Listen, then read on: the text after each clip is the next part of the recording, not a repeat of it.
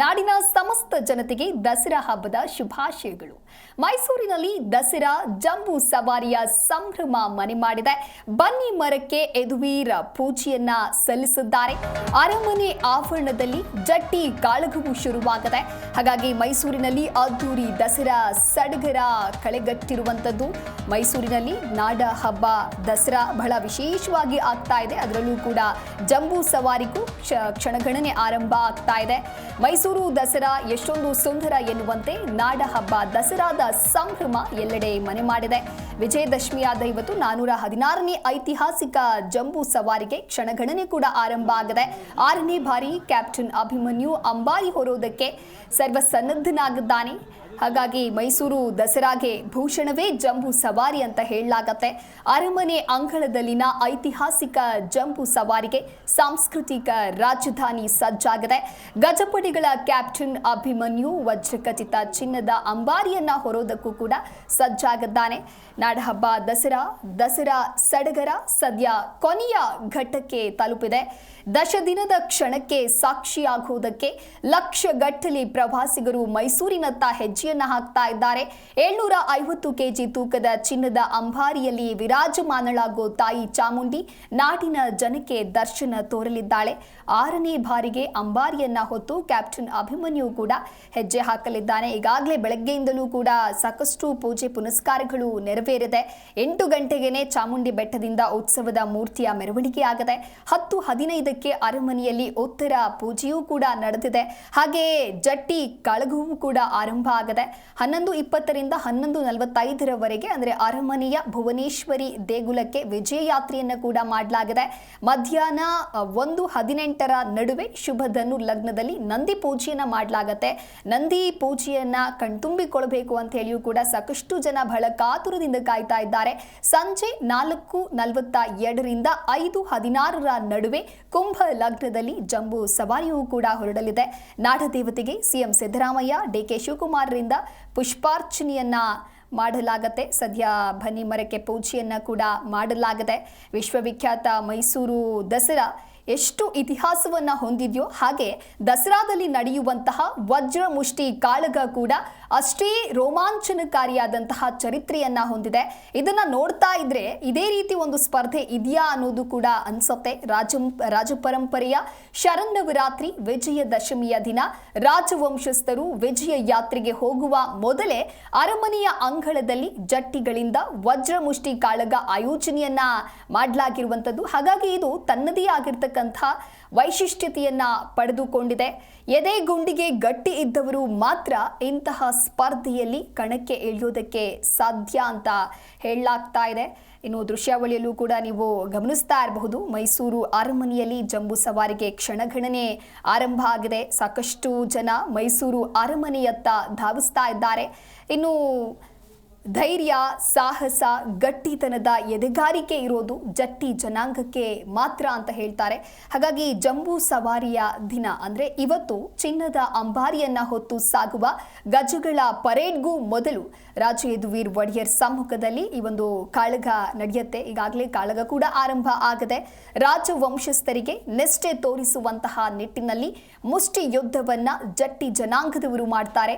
ಈ ಸಮುದಾಯದವರು ಆಯುಧ ಪೂಜೆ ನಡೆದ ಮರುದಿನ ಅಂದರೆ ಇವತ್ತು ವಿಜಯದಶಮಿಯ ದಿನದಂದು ವಜ್ರಮುಷ್ಟಿ ಕಾಳಗವನ್ನ ನಡೆಸಲಾಗ್ತಾ ಇದೆ. ಜೋಡಿಗಳನ್ನ ಆಯ್ಕೆ ಮಾಡಿ 4 ದಿನ ಮೊದಲೇ ಅವರ ಕೇಶ ತೆಗೆದು ತಲೆ ಬೋಳು ಮಾಡಲಾಗತ್ತೆ. ಬಳಿಕ ಯಾರ್ಯಾರು ಸ್ಪರ್ಧೆಯಲ್ಲಿ ಭಾಗವಹಿಸ್ತಾರೆ ಅವರನ್ನೆಲ್ಲ ಕರೆದುಕೊಂಡು ಹೋಗಿ ರಾಜಮಾತೆಯ ಬಳಿ ಅಪ್ಪಣೆಯನ್ನ ತೆಗೆದುಕೊಂಡು ಬರ್ತಾರೆ. ಇನ್ನೊಂದು ಕಡೆ ದೃಶ್ಯಾವಳಿಯಲ್ಲಿ ನೀವು ಕೂಡ ಗಮನಿಸ್ತಾ ಇರಬಹುದು. ಯದುವೀರ್ ಒಡೆಯರ್ ಅವರಿಂದ ಬನ್ನಿ ಪೂಜೆಯನ್ನ ಮಾಡಲಾಗ್ತಾ ಇದೆ. ಇನ್ನು ವಿಜಯದಶಮಿ ಅಂತ ಹೇಳಿದ್ರೆ ದಸರಾ ದಿನದಂದು ಶ್ರೀರಾಮನು ಲಂಕೆಯ ರಾವಣನ ವಿರುದ್ಧ ಜಯ ಸಾಧಿಸಿದಂತಹ ದಿನ. ಹಾಗಾಗಿ ವಿಜಯದಶಮಿ ಅಂತ ಹೇಳ್ತಾರೆ. ಇನ್ನು ಮಹಾಭಾರತದಲ್ಲಿಯೂ ಕೂಡ ವಿಜಯದಶಮಿಗೆ ಪ್ರಮುಖವಾಗಿರ್ತಕ್ಕಂತಹ ಸ್ಥಾನ ಇದೆ. ಪಾಂಡವರು ಯುದ್ಧದಲ್ಲಿ ಬನ್ನಿ ಮರಕ್ಕೆ ಕಟ್ಟಿದ ತಮ್ಮ ಆಯುಧಗಳನ್ನ ತೆಗೆದು ಪೂಜೆ ಮಾಡಿ ಯುದ್ಧ ಆರಂಭಿಸಿದಾಗ ಪಾಂಡವರಿಗೆ ಗೆಲುವು ಸಿಗತ್ತೆ. ಈ ಒಂದು ಕಾರಣದಿಂದಾಗಿ ಮೈಸೂರು ಅರಮನೆಯಲ್ಲಿ ಆಯುಧ ಪೂಜೆ ಹಾಗೆ ವಿಜಯದಶಮಿಯನ್ನ ಕೂಡ ಮಾಡಿಕೊಂಡು ಬರ್ತಾ ಇದೆ. ಹಾಗಾಗಿ ಎಲ್ಲದಕ್ಕೂ ಕೂಡ ಒಂದು ಐತಿಹಾಸಿಕ ಹಿನ್ನೆಲೆ ಇದೆ. ಇನ್ನು ಮಹಿಷಾಸುರ ಎಂಬ ರಾಕ್ಷಸನನ್ನ ತಾಯಿ ಚಾಮುಂಡೇಶ್ವರಿ ಅಂತ್ಯಗೊಳಿಸಿ ಧರ್ಮವನ್ನ ಕಾಪಾಡಿದ್ದಕ್ಕಾಗಿಯೂ ಕೂಡ ವಿಜಯದಶಮಿಯ ಆಚರಣೆಯನ್ನ ಮಾಡಿಕೊಂಡು ಬರಲಾಗತ್ತೆ. 413 ವರ್ಷದ ಮೈಸೂರು ದಸರಾ ಸಂಭ್ರಮಾಚರಣೆ ಇದು.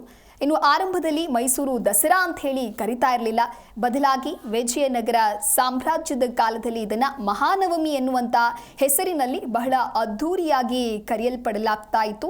ಈ ರೀತಿ ವೈಭವದಿಂದ ನಡೀತಾ ಇದ್ದಂತಹ ಮಹೋತ್ಸವ ವಿಜಯನಗರ ಸಾಮ್ರಾಜ್ಯದಲ್ಲಿ ಅಂದರೆ ಅಂತ್ಯಗೊಳ್ಳುತ್ತೆ. ನಂತರದಲ್ಲಿ ಸಂಪೂರ್ಣವಾಗಿ ರಾಜರು ನಡೆಸ್ತಾ ಇರೋದು ನಿಂತು ಹೋಗಿತ್ತು. ನಂತರದಲ್ಲಿ ಮೈಸೂರಿನ ಒಡೆಯರು ದಸರಾ ಎನ್ನುವಂಥ ಹೆಸರಿನಲ್ಲಿ ಮೈಸೂರು ದಸರಾದ ಆಚರಣೆಯನ್ನ ಕರೆತರ್ತಾರೆ. ಶ್ರೀರಂಗಪಟ್ಟಣದಲ್ಲಿ ಮೊದಲು ಈ ಒಂದು ದಸರಾ ಆಚರಣೆಯನ್ನ ಮಾಡಲಾಗತ್ತೆ. ಅಂದರೆ 1610ರಲ್ಲಿ ಶ್ರೀ ರಾಜ ಒಡೆಯರವರು ಶ್ರೀರಂಗಪಟ್ಟಣದಲ್ಲಿ ಮೊದಲು ಆರಂಭವನ್ನ ಮಾಡ್ತಾರೆ.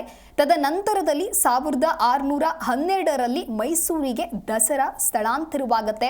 ಅಂದು ಶುರುವಾದಂತಹ ಮೈಸೂರು ದಸರಾ ಎಂದಿಗೂ ಕೂಡ ಬಹಳ ವೈಭವದಿಂದ ನಡೆದುಕೊಂಡು ಬರ್ತಾ ಇದೆ.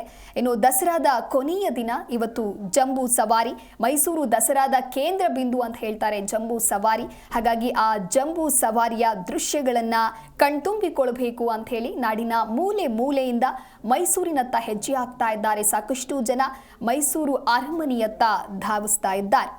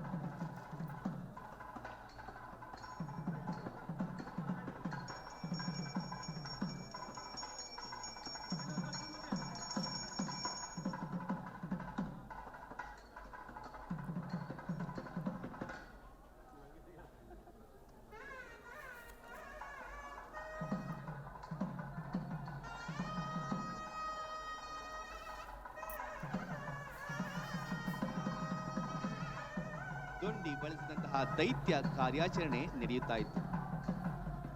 ಆನೆಗಳು ಸೆರೆಸಿಕ್ಕ ಮೇಲೆ ಕುಮ್ಕಿ ಆನೆಗಳ ಸಹಾಯದಿಂದ ಹಗ್ಗ ಹಾಕಿ ಪಳಗಿಸಲಾಗ್ತಾ ಇತ್ತು. ಆ ನಂತರ ಅವು ಮೈಸೂರು ದಸರಾ ಮೆರವಣಿಗೆ, ಯುದ್ಧದ ಅವಶ್ಯಕತೆಗಳಿಗೆ ಬಳಸಲ್ಪಡ್ತಾ ಇದ್ವು. ದ್ರೋಣ, ರಾಜೇಂದ್ರ ಮೊದಲಾದ ಪ್ರಸಿದ್ಧ ಆನೆಗಳು ಖೆಡ್ಡಾದಿಂದಲೇ ಬಂದವು. 1974ರಲ್ಲಿ ಪರಿಸರ ಸಂವೇದನೆ ಹೆಚ್ಚಾದ ಕಾರಣ ಖೆಡ್ಡ ನಿಷೇಧಿಸಲಾಯಿತು. ಇತ್ತೀಚಿನ ದಿನಗಳಲ್ಲಿ ಆನೆಗಳನ್ನು ಹಿಡಿಯಲು ಅರವಳಿಕೆ ಮದ್ದು ಬಳಸಲಾಗುತ್ತಿದೆ. ಇಂದು ಕಾಕನಕೋಟೆ ಪ್ರದೇಶವು ಕಬಿನಿ ಹಿನ್ನೀರಿನಲ್ಲಿ ಮುಳುಗಿದರೂ ಖೆಡ್ಡ ಪರಂಪರೆ ನಾಡಿನ ಅರಣ್ಯ ಸಂಸ್ಕೃತಿಯ ಅಮೂಲ್ಯ ಅಂಶವಾಗಿದೆ.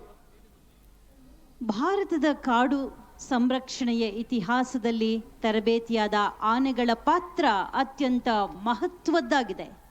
ಕರ್ನಾಟಕದಲ್ಲಿ ವಿಶೇಷವಾಗಿ ಖೆಡ್ಡ ಎಂಬ ಪದ್ಧತಿಯ ಮೂಲಕ ಕಾಡಿನ ಆನೆಗಳನ್ನು ಸೆರೆ ಹಿಡಿಯಲಾಗುತ್ತಿತ್ತು. ಈ ಕಾರ್ಯದಲ್ಲಿ ತರಬೇತಿಯಾದಂತಹ ಗಜಗಳು ಅಂದರೆ ಕುಮಕಿ ಆನೆಗಳು ಮುಖ್ಯವಾದ ಪಾತ್ರವನ್ನು ವಹಿಸ್ತಾ ಇದ್ವು. ಅವು ಕಾಡಿನ ಆನೆಗಳನ್ನು ಮೃದುವಾಗಿ ಅಡ್ಡಗಟ್ಟಿ ಹಿಡಿಯಲು, ನಡವಳಿಕೆಯಿಂದ ಕಾಡಿನ ಗಜಗಳನ್ನು ನಿಯಂತ್ರಣಕ್ಕೆ ತರೋದಕ್ಕೆ ಬಳಸಲಾಗ್ತಾ ಇತ್ತು. ಇದೇ ರೀತಿಯಲ್ಲಿ ಹುಲಿಗಳನ್ನು ಸೆರೆ ಹಿಡಿಯುವ ಸಂದರ್ಭದಲ್ಲೂ ತರಬೇತಿಯಾದ ಆನೆಗಳನ್ನು ಬಳಸಲಾಗುತ್ತಿತ್ತು. ಅರಣ್ಯ ಪ್ರದೇಶದಲ್ಲಿ ವಾಹನಗಳು ನುಗ್ಗದಿರುವಾಗ ಈ ಗಜಗಳು ಅರಣ್ಯದೊಳಗೆ ಕಾರ್ಯಾಚರಣೆ ನಡೆಸಲು ಸಹಾಯ ಮಾಡ್ತಾ ಇದ್ವು. ಅರಣ್ಯಾಧಿಕಾರಿಗಳ ಗುಂಪು ಈ ತರಬೇತಿಯಾದ ಆನೆಗಳ ಸಹಾಯದಿಂದ ಸೆರೆ ಹಿಡಿಯಲಾಗುತ್ತಿತ್ತು. ಇದು ಕೇವಲ ಪ್ರಾಚೀನ ತಂತ್ರ ಅಷ್ಟೇ ಅಲ್ಲ, ಮಾನವ ಪ್ರಾಣಿ ಸಹಜ ಬಾಂಧವ್ಯವನ್ನ ಪ್ರತಿಬಿಂಬಿಸುವ ಅದ್ಭುತವಾದ ಪರಂಪರೆ ಕೂಡ ಆಗಿದೆ. ಪ್ರಸ್ತುತ ದಿನಗಳಲ್ಲಿ ಸಹ ಈ ಗಜಪಡೆಯ ಆಯುಧ ಆನೆಗಳು ಮೈಸೂರು ದಸರಾ ಉತ್ಸವದಲ್ಲಿ ಭಾಗವಹಿಸುತ್ತಿವೆ.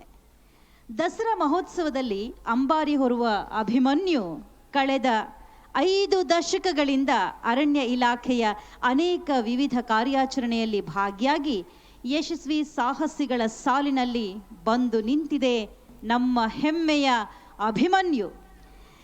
ಈ ಗಜಪಡೆಗಳು ಅಂದರೆ ಈ ಆನೆಗಳೆಲ್ಲ ದಸರಾ ಆಚರಣೆಯ ವೈಭವ ಅಷ್ಟೇ ಅಲ್ಲ, ನಮ್ಮ ರಾಜ್ಯದ ಕಾಡು ಸಂಸ್ಕೃತಿಯ ಜೀವಂತ ಪ್ರತಿನಿಧಿಗಳ ಪ್ರತೀಕವೂ ಆಗಿವೆ. ಹಾಗೆ ಈ ಆನೆಗಳನ್ನು ಪಳಗಿಸಿ ಸುಮಾರು ದಿನಗಳ ಮುಂಚೆ ನಗರಕ್ಕೆ ಕರೆದುಕೊಂಡು ಬಂದು ಇಲ್ಲಿ ಅಂಬಾರಿ ಮೆರವಣಿಗೆ ನಡೆಯುವಾಗ ಏನೆಲ್ಲ ಶಬ್ದಗಳು, ಏನೆಲ್ಲ ಮನುಷ್ಯರ ಶಬ್ದ, ಹಾಗೆ ಬ್ಯಾಂಡ್ ಸೆಟ್ನ ಶಬ್ದ, ಕುಶಾಲ ತೂಪುಗಳ ಶಬ್ದ ಇವೆಲ್ಲಕ್ಕೂ ಕೂಡ ಅಡ್ಜಸ್ಟ್ ಆಗೋ ರೀತಿಯಲ್ಲಿ ಆ ಆನೆಗಳಿಗೆ ತರಬೇತಿಯನ್ನು ಕೊಡಲಾಗುತ್ತೆ. ಹಾಗೆ ಪ್ರತಿದಿನ ತಾಲೀಮನ್ನು ಕೂಡ ನಡೆಸಲಾಗುತ್ತೆ.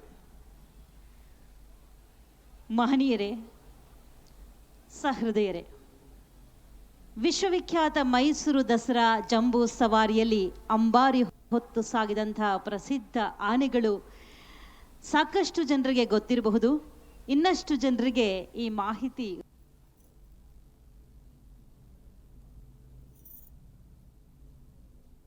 ಸವಾರಿ ಜನರ ಆಕರ್ಷಣೆ.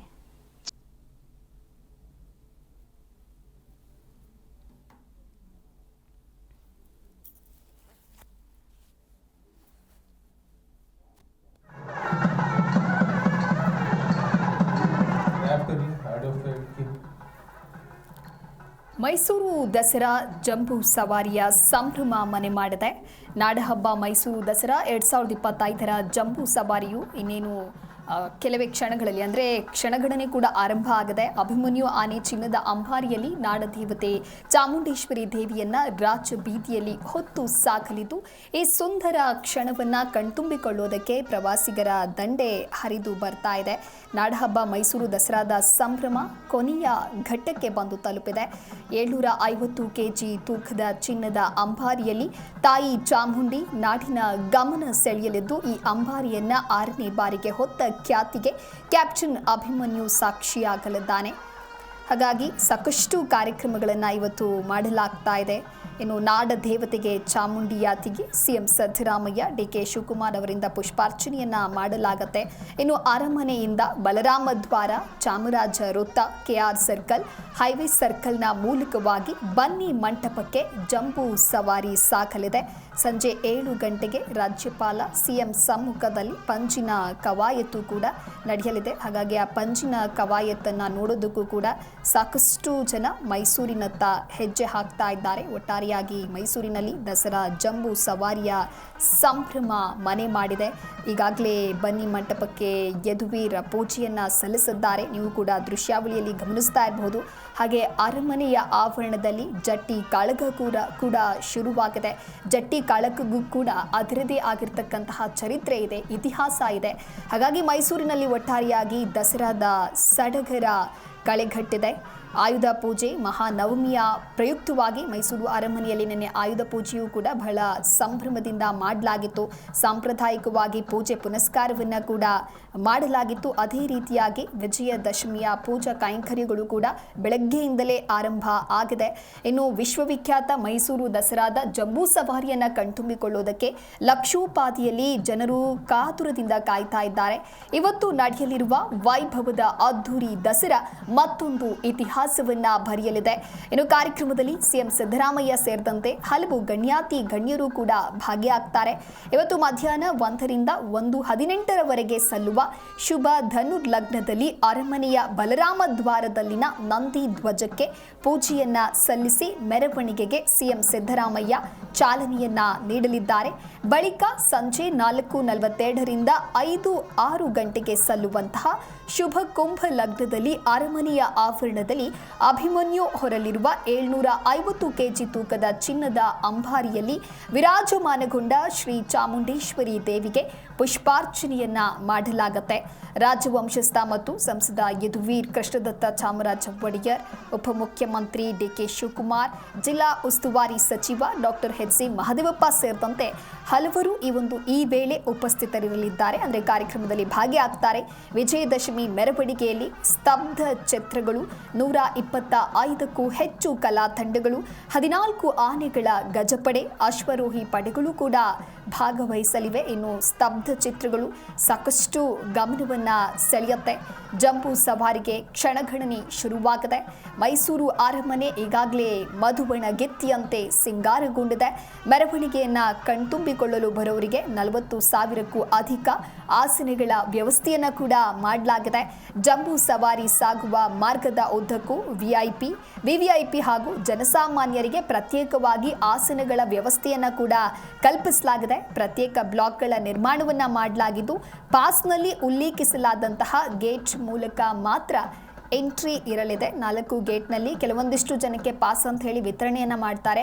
ಆ ಒಂದು ಪಾಸ್ನಲ್ಲಿ ಯಾವ ನಂಬರ್ ಇರುತ್ತೆ ಆ ಒಂದು ನಂಬರ್ನ ಮಾರ್ಗದಲ್ಲಿ, ಅಂದರೆ ಆ ಒಂದು ಗೇಟ್ನ ಮಾರ್ಗದಲ್ಲಿನೇ ಸಾಗಬೇಕಾಗತ್ತೆ. ಒಟ್ಟಾರೆಯಾಗಿ ಜಂಬೂ ಸವಾರಿಗೆ ಈಗಾಗಲೇ ಸಕಲ ಸಿದ್ಧತೆಯನ್ನು ಕೂಡ ಮಾಡಿಕೊಳ್ಳಲಾಗಿದೆ. ಇನ್ನು ಮೈಸೂರು ದಸರಾ ಅಂತ ಹೇಳಿದ್ರೆ ಕೇವಲ ಹಬ್ಬ ಅಷ್ಟೇ ಅಲ್ಲ, ನಾಡಿನ ಕಲೆ, ಸಂಸ್ಕೃತಿ, ಸಂಪ್ರದಾಯಗಳನ್ನು ಅನಾವರಣಗೊಳಿಸುವಂತಹ ಒಂದು ಸಂಭ್ರಮ ಅಂತಲೇ ಹೇಳ್ಬೋದು. ಮೈಸೂರಿನಲ್ಲಿ ಆಚರಿಸುವಂತಹ ನವರಾತ್ರಿಗೆ ವಿಶೇಷವಾಗಿರ್ತಕ್ಕಂತಹ ಚರಿತ್ರೆ ಕೂಡ ಇದೆ. ನಾಡ ಹಬ್ಬಕ್ಕೆ ಇರುವಂಥ ಗತ್ತು ಗಾಂಭೀರ್ಯವೇ ಮಹೋನ್ನತವಾದದ್ದು. ರಾಜ ಮಹಾರಾಜರ ಕಾಲದಿಂದ ಆರಂಭ ಆಗಿ ಇಂದಿಗೂ ಕೂಡ ರಾಜ ವೈಭವದಲ್ಲಿ ನಡೆಯುತ್ತಿರುವ ಮೈಸೂರು ದಸರಾ ಬಹಳ ಸಂಭ್ರಮದಿಂದ ಮಾಡಲಾಗ್ತಾ ಇದೆ.